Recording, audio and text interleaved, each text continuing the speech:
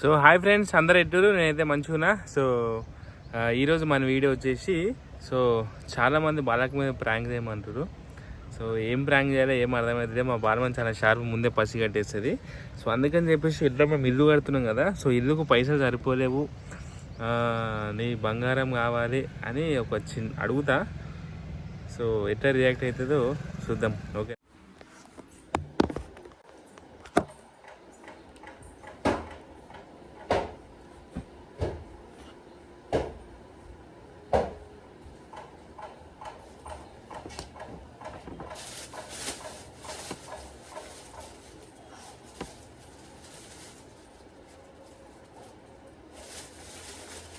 బాలమని ఇట్లా చట్నీ తింటావా?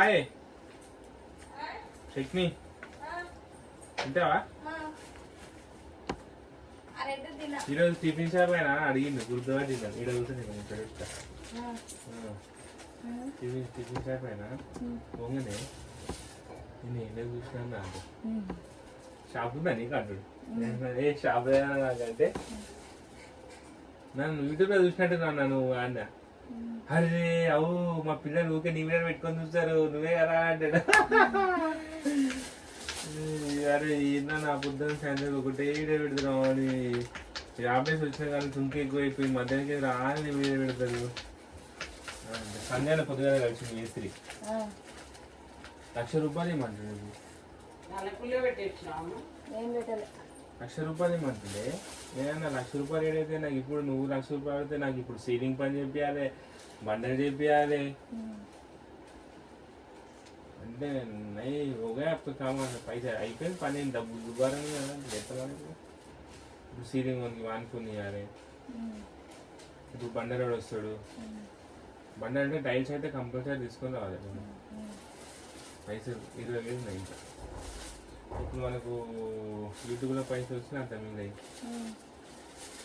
ఎట్లా మళ్ళా మీ అత్తని పైసలు అవుతాయి.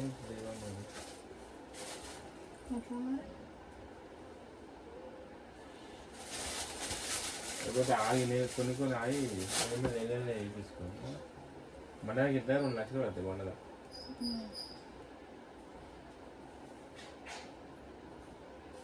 కదా అనిపిస్తుంది. నువ్వేమో మీరే వారికి ఇది అయిపోవాలంటావు. ఇప్పుడు మళ్ళీ ఫర్నిచర్కి కావాలి కొంచెం. ఎవరు కాకపోతే చేసుకో. స్నానం వస్తుంది నాకేం పోయేది ఏముంది. నీ ఇష్టమే, నీకు అనుకూలం బట్టి చేసుకో. నువ్వే కదా అయిపోతుంది, అందరు క్రెడిట్ ఇస్తారు, పైసలు ఏం అవసరం లేదా. నువ్వే మాట్లాడినావు. మళ్ళీ ఇప్పుడు వచ్చి సంజీవన్ అడుగుతానంటే సంజీవన్ ఎట్లా అడుగుతాడు అసలు పైసలు? ఇప్పుడు ఏ రకంగా అడుగుతుంది సంజీవన్న? ఫోన్ చేయ ఒకసారి.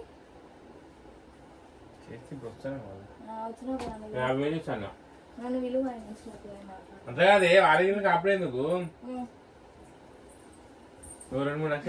అది నీ ఇంటెన్షన్ నాకు అర్థమైందా? అనుకుంటాను. అరే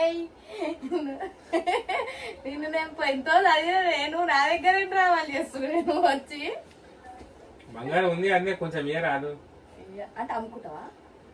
అమ్ముకోను, సిగ్గుందా? ఇచ్చేసాయి. అయ్యా ఏదియా దాకా బంగారం పెట్టుకుంటే ఏమన్నాను? ఏమొద్దు, నాకు తెలుసు నీ చైను నీ రింగ్ అమ్మే ప్లాన్లు ఉన్నావు నువ్వు అని. 1,00,000 రూపాయలు 1,00,000 అయితే నీకు 1,00,000 ఇస్తాడు. ఆడు 88,000 వస్తాయి నీ తులానికి. ఇప్పుడు వద్దు, మేము మళ్ళా కొనుక్కుంటా తర్వాత. నేను 2-3 రింగులు బొంగులు ఏమి తీసుకోవద్దా? నీ చైన్ తీసుకొని అమ్ముకో. 1,00,000 రూపాయలు వస్తాయి. 1,00,000 రూపాయలు ఏమైతే అంటే నాది అమ్ముకోవాలి కానీ నీదేమి. రింగులకి ఏమొస్తాయి? 2 రింగులకి ఏమొస్తాయి? నల్ల పూసలు అమ్మేస్తావా? మరి పైసలు కావాలి ఇప్పటికే. 10,00,000 15,00,000 గిరి పెడతాను కూడా అంటే వేగంగా అమ్మేస్తానే. గిరికి వచ్చి గిరి పెడితే ఏమొచ్చాయి పైసలు? మళ్ళీ మనకి ఇంట్రెస్ట్ కట్టాలి కదా. నువ్వే అన్న మొన్న అమ్మేస్తాను. నేను ఇది అమ్మేస్తాను, అట్లా అమ్మేస్తానులే. జిఆర్టీలా ఇది ఇచ్చేసి అవి ఇవి 1,00,000 2 లక్షలు అయితే కదా 2 తులాలలో ఏమైనా తీసుకుందాము అన్న. అంటే ఏమని తీసుకున్నారని ప్లాన్ కానీ ఇల్లు సరిపోని ప్లాన్ లేవు. మా జియాటి ఇప్పుడు తులమే వస్తుంది కదా అట్లా అన్నా నేను. అదే ఎట్లా అమ్మేద్దామనే కదా అది. మరి ప్లాన్ అని మళ్ళా అది కాకపోతే ఇది కాకపోతే మరి పైసలు తీసుకురా 2 లక్ష రూపాయలు. నేను అప్పటి నుంచి అడుగుతున్నా 1 లక్ష రూపాయలు ఇప్పియను అన్నాను. నాకు తెలిసే నువ్వు 1 లక్ష రూపాయలకి వేసారు పెట్టి ఇప్పుడు బంగారం గింగారం అని అన్ని తీస్తున్నావు. ఎటు నీకు 1 లక్ష ఇవ్వాలి అది నీ ప్లాన్. 1 లక్ష కాదు నాకు ఇప్పుడు 2-3 లక్షలు ఇప్పుడు స్పాట్ లో కావాలి క్యాష్. అది ఏమంటావు అంటే బంగారం పెట్టేసి మళ్ళీ 2-3 నెలలు మాకు ఇడిపిద్దాం. వాళ్ళు ఇడిపిస్తా అంటలేవు కదా నువ్వు అమ్మేస్తాన కాడికే మాట్లాడుతున్నావు కదా. అంటే నా చైన్ అవి అమ్మేస్తా నీ ఏమని ఉంటే గిరి పెడతా.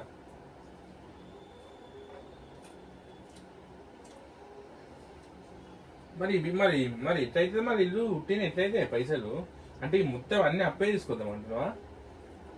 ఇప్పటికే 10-12 లక్షలు అప్పే అన్ని అంటే ఎట్లా మన మంది ఉన్నప్పుడు కొనుక్కున్నాం బంగారం. అంటే నీ గిరి వెళ్తాను నా చేయను అది అమ్మేస్తాం.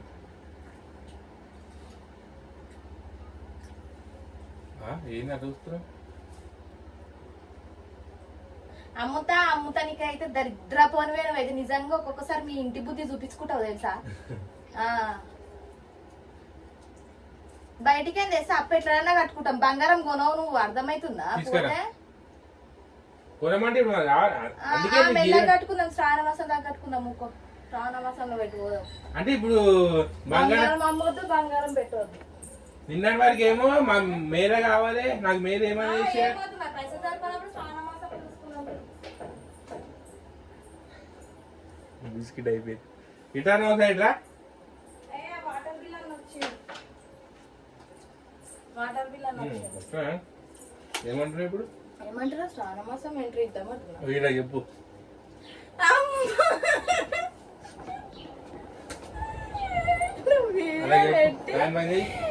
అమ్మ నువ్వు ఏందే నువ్వు జర చేయాలి జర అయితే నేను ఏడుస్తుంటే తెలుసా నువ్వు వాళ్ళు ఇంకా గట్టిగా బంగారం అడిగితే. బంగారం అడిగేసరికి ఇల్లు నువ్వు నవంబర్ లో అయినా పర్లేదు అన్నది. మొన్నటి వరకు ఏమో రేపు మేళ కావాలి ఎట్లయినా మేలు చేయాలి అని అంటది. ఆమె బంగారం అడిగేసరికి దీపావళి అయినా పర్లేదు మెల్ల కట్టుకున్నామంట. గట్టు ఉంటది బంగారం అడిగేసరికి. దీపావళి అన్న శ్రావణమాసం అన్న అంటే నీ మీద అందరు ప్రాంక్ చేయమన్నారు కదా అట్లా అని ఒక ప్రాంక్ చేసిన వాళ్ళ కోసం. అయ్యప్పా అయ్యప్పే చెప్పేమన్నా ఏం చెప్ప నాకు చెప్పటి ఏడుస్తుండే బంగారం గుంజుకుంటే మాత్రం ఏడుస్తుండే. మా బాధ మనకు బంగారం అంటే పానం అవసరమైతే పానం తీస్తుంది ఎదుటి అమ్ముతా మళ్ళా బయట వాటర్ బిల్ అన్న వెయిట్ చేస్తుండే. బంగారం 1 లక్ష రూపాయలు అమ్మితే కొనలేం అర్థమైందా? బయట అప్పులు తెచ్చుకోరు దాచుకోవాలి. అప్పులు మెల్లమెల్లగా కట్టుకోవచ్చు. ఒకవేళ పీకలు దాకా వచ్చినప్పుడు ఇక్కడ చూసుకుందాం తర్వాత. ఓకే ఫ్రెండ్స్ బాయ్ బాయ్ చెప్పా. ఇట్లాంటివి